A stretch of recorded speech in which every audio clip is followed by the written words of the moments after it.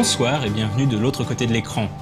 En 1995 sortait Legend of the Five Rings, un jeu de cartes à jouer et à collectionner, dépeignant un monde médiéval fantastique d'inspiration asiatique, Rokugan. Doté d'une histoire qui évoluait au fil des extensions, Rokugan a passionné des millions de joueurs à travers le monde. Sans surprise, un jeu de rôle prenant place dans cet univers a fini par voir le jour. C'est de la 4e édition de ce jeu de rôle, le Livre des 5 Anneaux, dont nous allons parler aujourd'hui. Rokugan, c'est l'Empire d'Émeraude, une terre de légende qui correspond à l'idée fantasmée que l'on se fait du Japon ou de la Chine médiévale. Samouraïs, moines guerriers, ninjas et yokai s'y affrontent, et on peut y invoquer les kami pour déchaîner la puissance des éléments. Les combattants sont capables de courir sur la cime des arbres, voire même de voler. Le code de l'honneur, le sens du devoir, le respect des arts martiaux font partie intégrante de la culture de Rokugan. Le paysage politique de l'Empire d'Émeraude est divisé en plusieurs clans symbolisés par un animal. Les principaux sont le crabe, le dragon, la grue, la licorne, le lion, la mante, le phénix et le scorpion.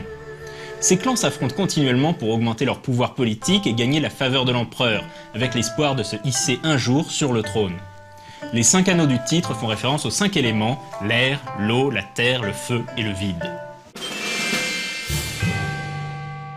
Dans le livre des 5 anneaux, les joueurs incarnent des samouraïs au service d'un des clans de Rokugan.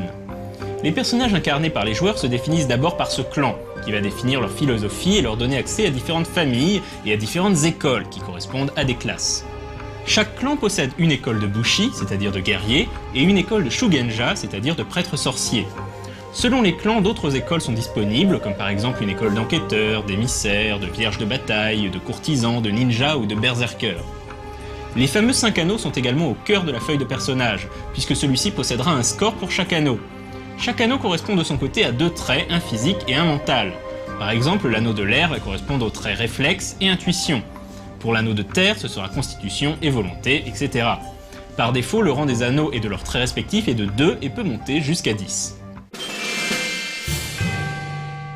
Après des éditions devenues plus complexes au fil du temps, cette 4e édition du jeu marque une volonté de revenir à un système plus simple et plus proche de la première édition du jeu.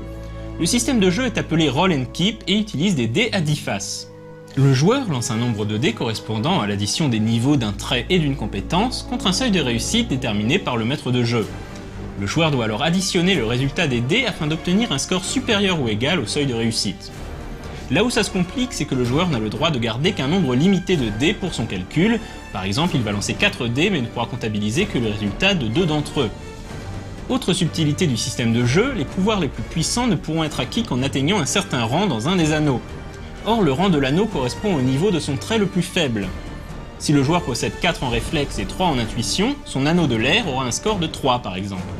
Le joueur devra donc faire évoluer ses aptitudes physiques et mentales de concert pour maîtriser les techniques les plus spectaculaires.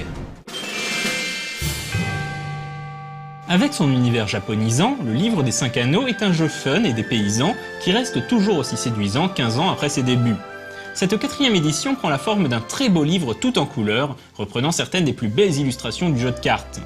Outre l'aspect visuel très agréable, on note un gros effort pour proposer un maximum de contenu. On trouve ainsi les règles pour tous les clans de Rokugan, majeurs comme mineurs, sans avoir besoin d'acheter des livres supplémentaires, et le livre contient un scénario d'initiation bien ficelé ainsi que moult conseils à destination du MJ. En revanche, la partie purement background ne fait qu'effleurer la richesse du monde de Rokugan, c'est donc un aspect que l'on espère voir plus développé dans le futur de la gamme. Quant à moi, je vous dis à dans 2 semaines, et d'ici là, jouez bien!